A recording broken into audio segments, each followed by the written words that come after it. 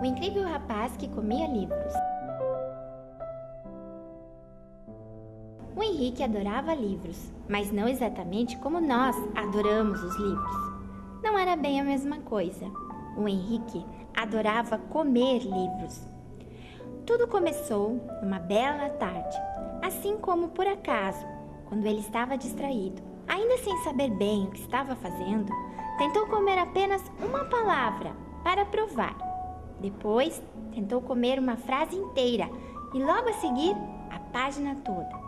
Sim, não havia dúvidas, o Henrique estava mesmo doente. 3 dias depois, já tinha comido um livro inteiro. E lá pelo final do mês, era capaz de engolir um livro inteirinho de uma só vez. O Henrique gostava de todo tipo de livro. Livros de aventuras, dicionários, atlas, livros de piadas, livros de curiosidades, até livros de matemática. Mas os seus favoritos eram os livros de fantasia. Ele os devorava na velocidade de um raio, mas esta é a parte melhor. Quanto mais comia, mais esperto ficava.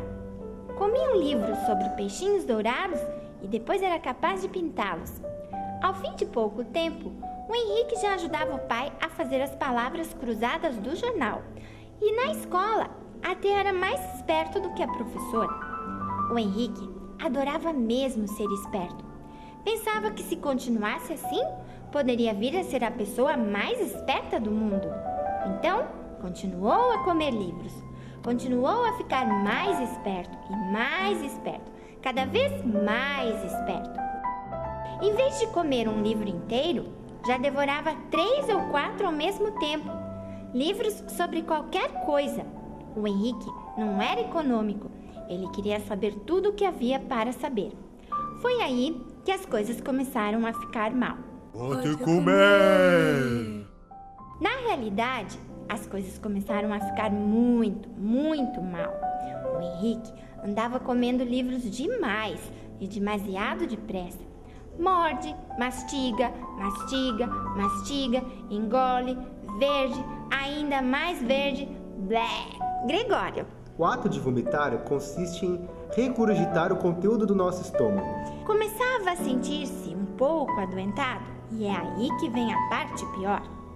As coisas que tinha aprendido começavam a ficar todas misturadas. Não tinha tempo para digerir devidamente. Ficava todo atrapalhado quando queria falar. De um momento para o outro, o Henrique já não se sentia tão esperto. Todo mundo lhe dizia para não comer mais livros. E acabaram-se os livros.